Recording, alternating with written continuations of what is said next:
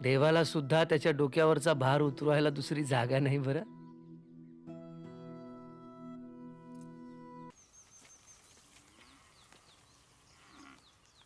कशी वाटती या रचना? पहिल्यांदाच लिहिलंय.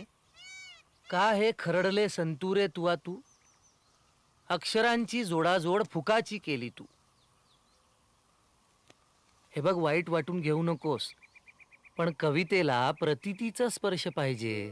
म्हणजे विठ्ठल आपला पूज्य देव आहे, पण म्हणून त्याच्यावर केलेली प्रत्येक कविता वंदनीय नाही होत. त्यात सत्य पाहिजे, खरेपणा, अनुभव पाहिजे. तुझ्या आजूबाजूला जे जग आहे ना, त्याचा तुझ्या रचनेत वापर कर. आता माझ्या आजूबाजूला घाणा बैल आणि तेल, त्यातनं काय लिहणार? अरे त्यातूनच एक दिवस लिहिशील तू, आणि त्यातूनच काव्य संपन्न होईल तुझं.